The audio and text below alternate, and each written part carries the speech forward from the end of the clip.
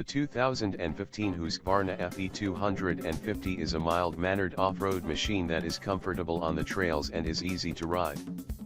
However, once off of the trail its window narrows.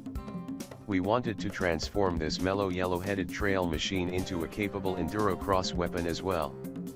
As we looked at the Geico Endurocross schedule, we noticed that one of our favorite rounds of the series, Denver, Colorado, was rapidly approaching.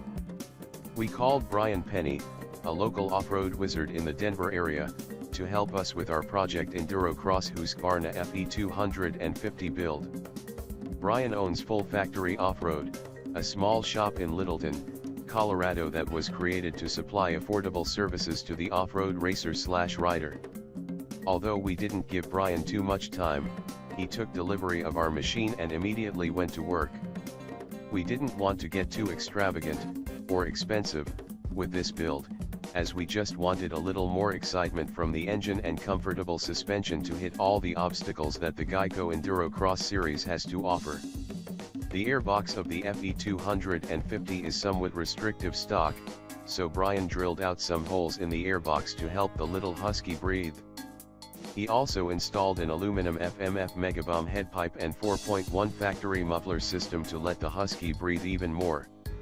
Next was a Husqvarna EXP 3.0 auto clutch to keep the Fe from stalling in tight rocky sections of the track and deliver the small ponies smoothly. One of the most important things that I have picked up by racing Endurocross events over the years is installing soft compound tires for maximum grip in the rock sections. Kenda makes a triple sticky front tire that was installed along with one of Kenda's pre-production Husqvarna 2X rear tires.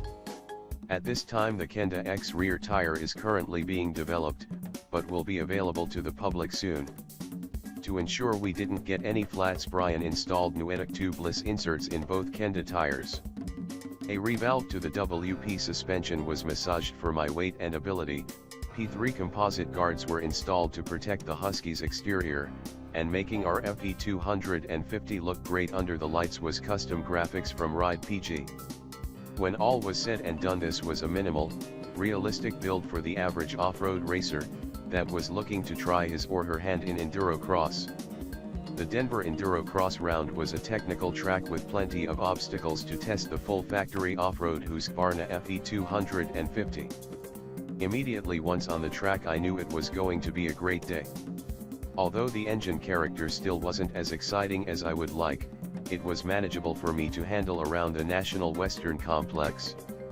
I am not the best X-rider and need to have manageable power at my throttle hand.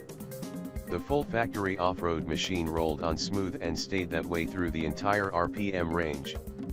Being at over 5,000 feet of elevation doesn't help power delivery, but just from my past experiences from riding this bike stock, it wasn't as lethargic on bottom end. The Husqvarna EXP 3.0 auto clutch was a lifesaver for me in the rock sections. I laid the bike over many times and all I had to do was worry about the right side of the phase control area and not the left. I would have however preferred a stiffer spring in the Husqvarna just to get some added snap out of the bottom end for the tighter confines of the arena. I never really got out of first gear in Denver except for the brief straight before the Matrix, where I could stretch the Husky's legs for a brief second. The suspension, although a little soft, was impressive. Hitting logs and getting the WP fork to move in the stroke wasn't an issue, but it still kept enough damping at the end of the stroke to ramp up my confidence level. I felt like I had tons of front-end traction without any deflection once I started to pick up the pace around the X-track. The only part of the track where I wish the fork would have held up more in the stroke was on tire doubles where the landings were short. Bigger size jumps the fork would blow through the stroke, but not violently. The shock was great and I felt like it had damping all the way through the stroke. The rear of the bike squatted coming out of corners and gave me traction with minimal wheel spin. If I could have had a little more damping out of the fork, on landings, it would have kept the balance of the bike slightly better. The Kenda tires, specifically for this type of riding, is a must-have.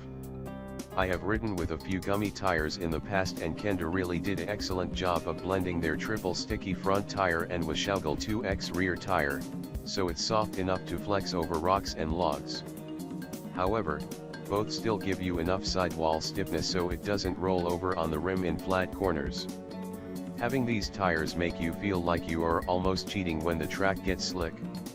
The full factory off-road Husqvarna Fe 250 was a relatively inexpensive build that was easy to ride, had predictable handling, and gave confidence to a not-so-confident ex-rider. It doesn't take a fire breather of an engine to have fun and be competitive in the world of Geico Endurocross, but it does take a good chassis and suspension setup. Full factory off-road delivered just that with our 2015 Husqvarna Fe 250.